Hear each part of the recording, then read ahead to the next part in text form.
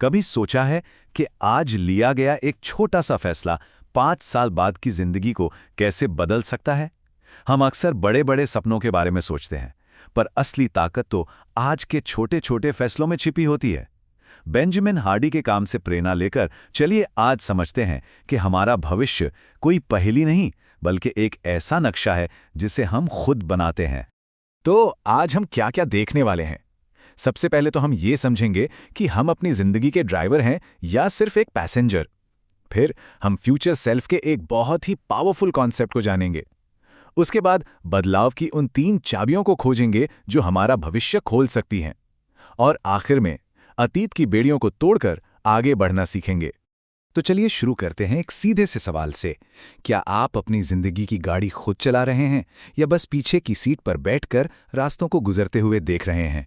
सच तो ये है कि हम में से ज्यादातर लोग ऑटो पायलट मोड पर जी रहे हैं, बस हवा के झोंके की तरह बहते जा रहे हैं। जरा एक पल के लिए रुककर सोचिए, आज से ठीक 5 साल बाद जिंदगी कैसी दिखेगी?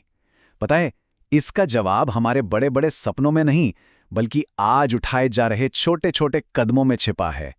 देखिए, जिंदगी जीने के 2 ही रास्ते हैं। एक है बस बहते जाना, जहां हालात की लहरें हमें कहीं भी ले जाएं, और दूसरा है अपनी नाव खुद चलाना, जहां हम तय करते हैं कि मंजिल क्या होगी। होता क्या है, ज्यादातर लोग पहली राह चुनते हैं और एक ऐसे भविष्य में पहुंच जाते हैं जिसे उन्होंने कभी चाहा ही नहीं था। पता है, अक्सर लोग इसलिए नहीं भटकते कि उनमें हिम्मत नहीं होती, बल्कि इसलिए भटकते हैं क्योंकि उनकी मंजिल साफ नहीं होती। सोचकर देखिए, आप एक सुपरफास्ट ट्रेन में तो बैठ गए, पर आपको पता ही नहीं कि जाना कहाँ है, तो क्या होगा? सारी मेहनत, सारा सफर बिना मंजिल के बेकार हो जाता है। तो फिर रास्ता क्या है? इसका समाधान छिपा है एक बहुत ही शक्तिशाली विचार में, जिसे कहते हैं फ्यूचर सेल्फ, यानी वो इंसान जो हम लगातार बन रहे हैं। आपका फ्यूचर सेल्फ कोई दूर का सपना या ख्याली पुलाव नहीं है। ये वो इंसान है जो आप बन सकते हैं और बनेंगे। ये आपका ही वो रूप है जो ज्यादा आत्मविश्वासी है, ज्यादा काबिल है, और उसने आज के हर डर पर जीत हासिल कर ली है।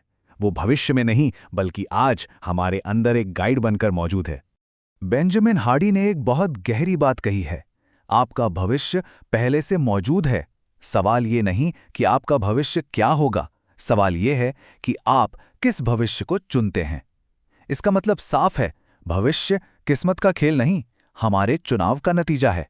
हम सबके अंदर 2 आवाजें हैं।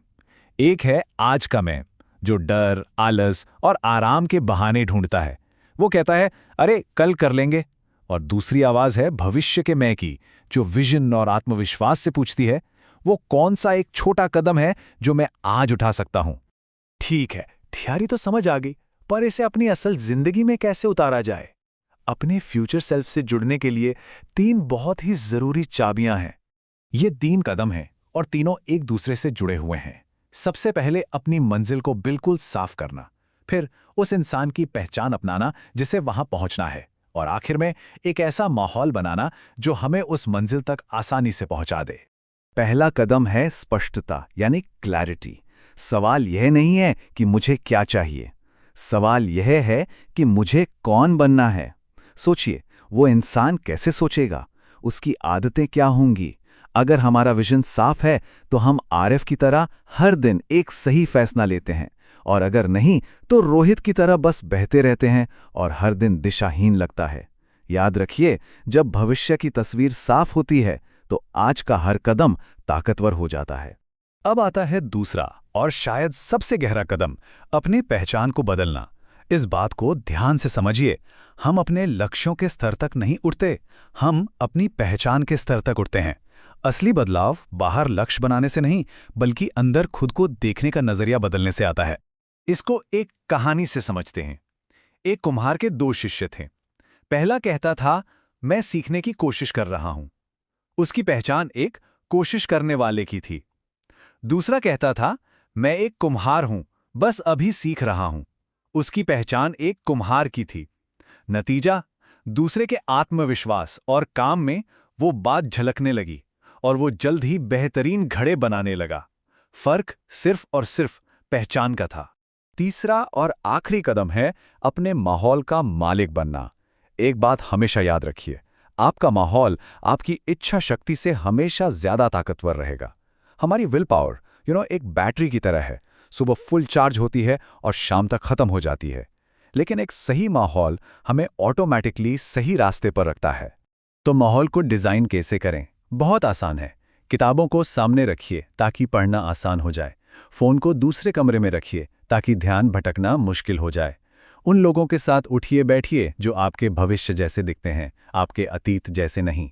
सच तो ये है कि हमारी रसोई हमारी सेहत का आईना है और हमारा कमरा हमारे फोकस का। अपने फ्यूचर सेल्फ के लिए एक आसान रास्ता तैयार कीजिए। लेकिन इस पूरे बदलाव के रास्ते में सबसे बड़ी रुकावट क्या है? हमारा अतीत। जब तक हम अपनी पुरानी पहचान और पुरानी गलतियों को कसकर पकड़े रहते हैं, तब तक नया भविष्य बनाना नामुमकिन सा लगता है। हमारा अतीत एक अध्याय है, पूरी किताब नहीं। ये एक बहुत ही सरल लेकिन गहरी सच्चाई है। बहने के लिए छोड़ना पड़ता है। सोचिए एक नदी के बारे में। क्या वो आगे बढ़ सकती है अगर वो अपने पुराने पानी को पकड़ कर रखे? कभी नहीं। जिंदगी का बहाव भी ठीक ऐसा ही है। तो चलिए आज से अपने अतीत को एक नए नज़रिए से देखते हैं। ठीक होने का मतलब भूलना नहीं होता, बल्कि उस दर्द को अपनी पहचान बनने से रोकना होता है। अतीत की चोट को भविष्य का ईंधन बनाइए। कल का दर्द आज के फैसलों को तय नहीं कर सकता। हम अपने अतीत के कैदी नहीं, हम अपने भविष्य के निर्माता हैं। तो इस पूरी बातचीत का सार क्या है? यही कि हमारी जिंदगी का सबसे जरूरी इंसान वो नहीं है जो हम आज हैं, बल्कि वो है जो हम बन रहे हैं। हमारा हर एक फैसला, हर एक आदत हमें या तो उस इंसान के करीब ले जा रही है या उससे दूर। तो बस एक सवाल अपने आप से पूछना है, हम कौन बन रहे हैं? क्या हमारे आज के काम हमारे मनचाहे कल का निर्माण कर रहे हैं? क्योंकि हमारा भविष्य कहीं दूर नहीं है, वो इसी पल, इसी फैसले से बन रहा है।